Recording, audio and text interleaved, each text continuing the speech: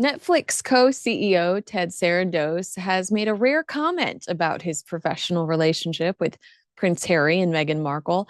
Sarandos spoke about Netflix's partnership with Meghan and H in a new interview with Variety, published just weeks after the former 90210 star's critically slaughtered Pinterest show was released on their platform.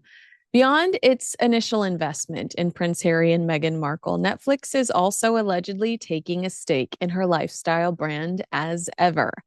Last week, reports surfaced that Netflix was worried about the negative reaction to the giant infomercial for edible flowers and soda water. The Daily Mail reported that Meghan Markle's bosses at Netflix were worried by the grim reviews of her new show, and her own excited announcement of season 2 did not mean the Sussex's quote unquote $100 million deal. Vanity Fair says that's not even close to the number, had already been renewed. An insider told the publication it's not a runaway success, adding they understood that season 2 was filmed back to back with season 1 last year. They also said, I know they filmed the show back to back. So in theory, there is no second season. It's like with lots of Netflix shows. It is already in the bag at the same time as the first one. What this does is allow edits to be made to the show from feedback from press and Netflix viewers. It's clever and cost effective. So no, the overall contract hasn't been renewed yet.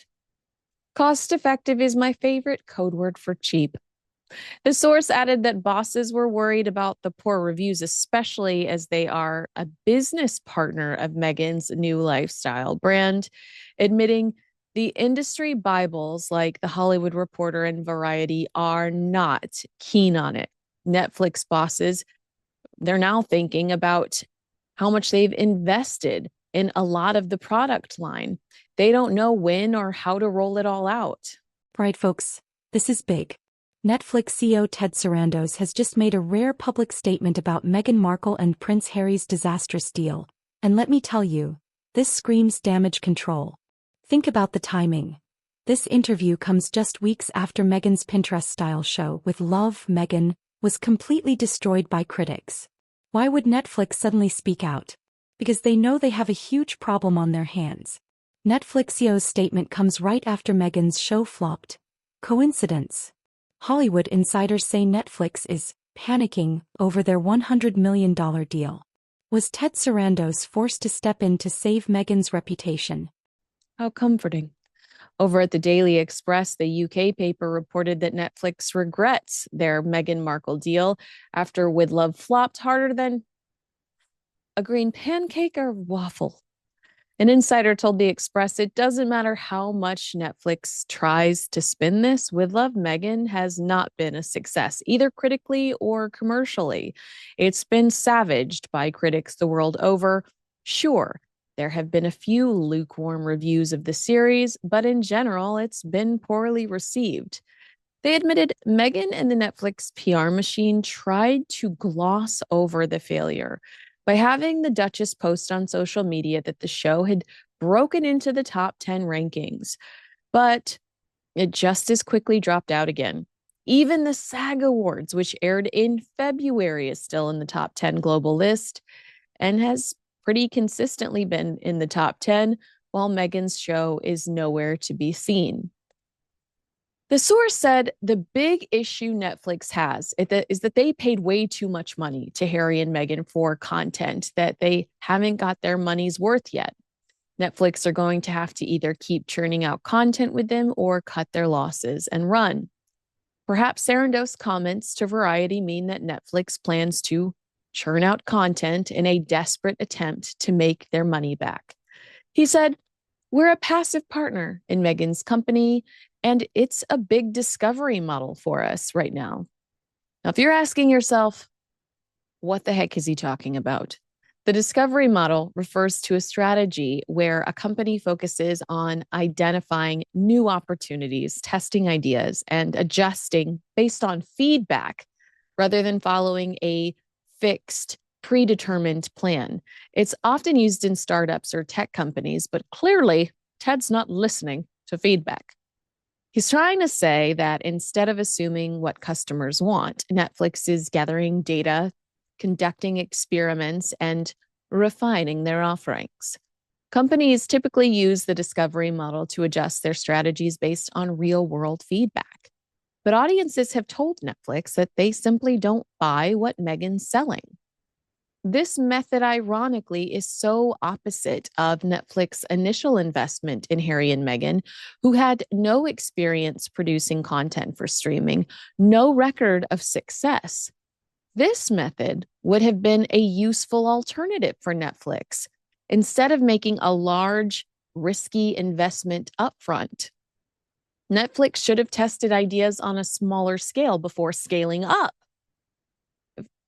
An example of that is Netflix originally using a discovery model when transitioning from DVD rentals to streaming. They tested user preferences, gathered data, and adapted their strategy rather than committing to one fixed plan from the get-go.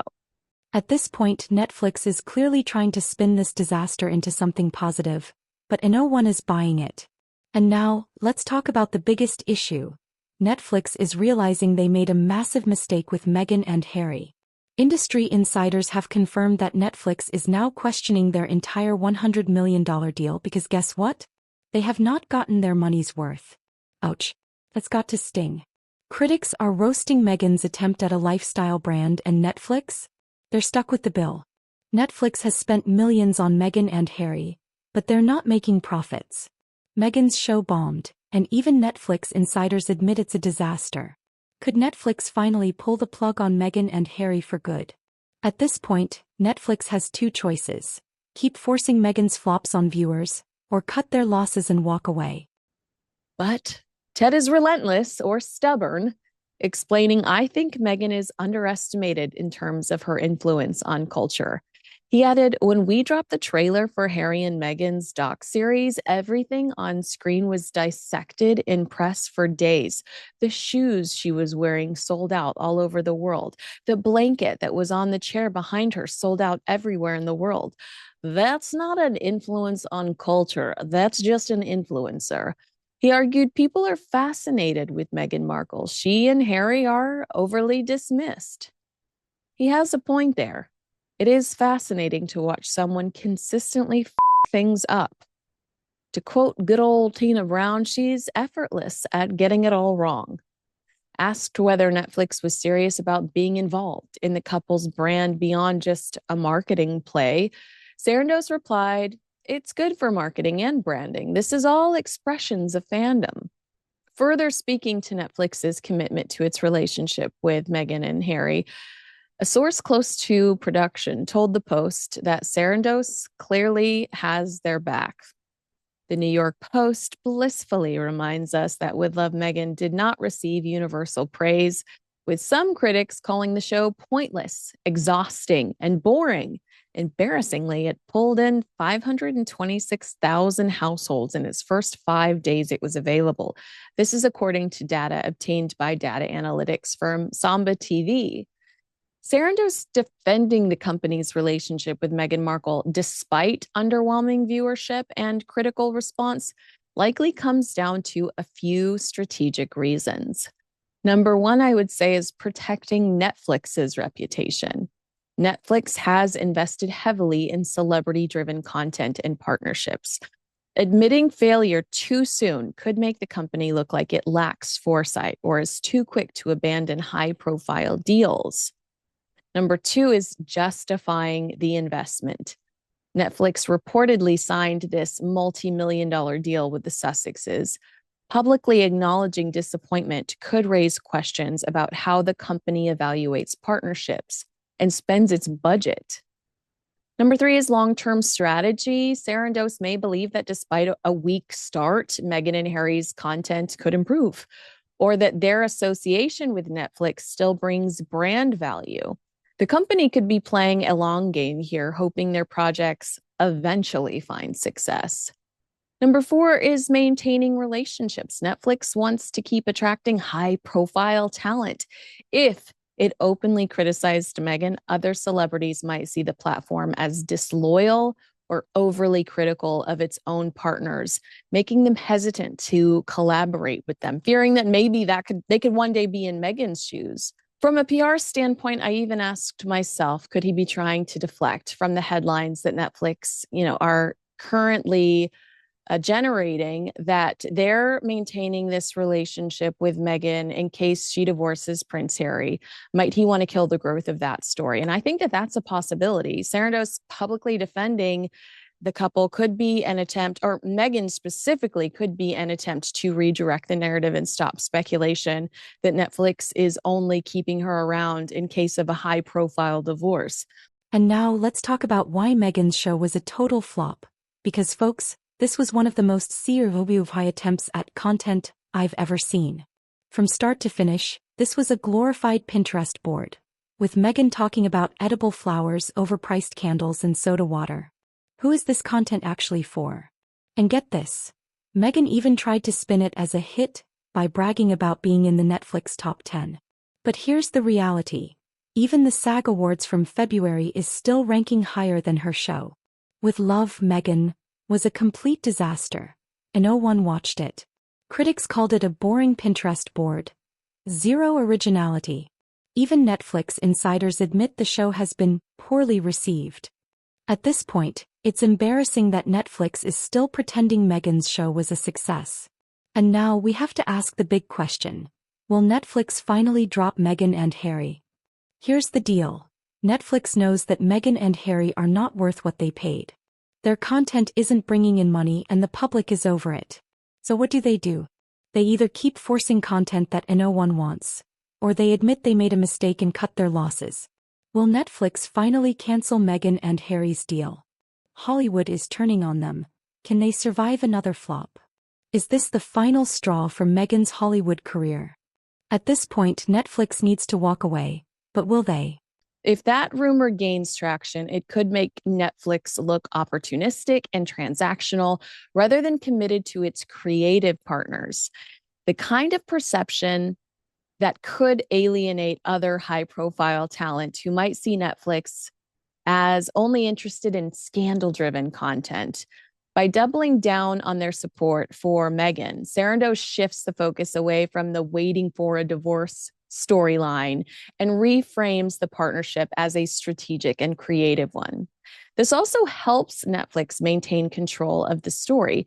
If the press runs wild with the idea that Netflix is simply waiting for Meghan to become single, it undermines her brand and makes it harder for the company to market any future projects with her.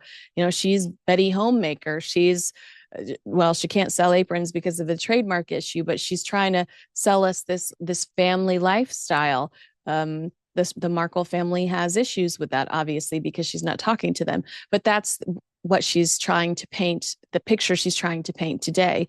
By defending the relationship, Netflix can try to position itself as a long-term creative partner rather than a company banking on royal drama, which, let's be honest, the only commercial success that Netflix has had with Harry and Meghan has been surrounding royal drama.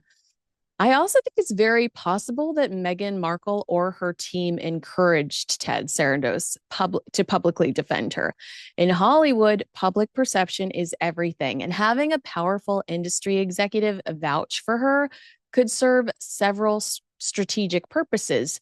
Meghan has faced so much negative press, especially regarding this latest project underperforming, not to mention the memes.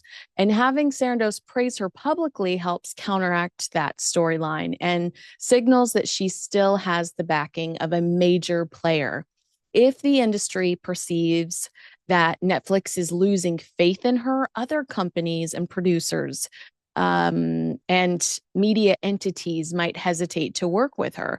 Sarandos's endorsement reassures potential partners that she's still a viable figure in entertainment. Bizarrely, if Meghan wants to secure more projects or renegotiate deals, having the CEO publicly support her strengthens her position, and it suggests Netflix sees value in her beyond just the analytics, which are not great, okay? And if the rumor that Netflix is only keeping her around in case of a divorce is gaining traction, a public defense from Sarandos helps shut that down. It makes Netflix look genuinely invested in her as a creator, not just as a potential future headline or scandal. While we can't know for sure if Meghan directly asked for their support, it would benefit her significantly to have a Hollywood heavyweight say nice things about her in the media, especially right now with all of these celebrities going at her on social media over the show, especially when her reputation and career opportunities are at stake. Although, if you ask me, I think Ted just sounded like he was doing damage control. Ultimately, Netflix is a business, and even when an investment underperforms, publicly defending it can be a strategic move to maintain confidence, avoid embarrassment, and keep doors open for future deals. So let's break it all down. Netflix is now in full damage control over Meghan Markle's embarrassing failure. Netflix CEO's statement was clearly a PR move. Who is he fooling? Meghan's show flopped, and Netflix is regretting their deal. Hollywood is done with Meghan. How much longer can Netflix keep backing her? Is this the end of Meghan and Harry's Netflix career? At this point, Meghan's brand is crumbling. The big question now? Will Netflix finally pull the plug? So now the big question. Did Netflix's CEO just try to spin Meghan's failure?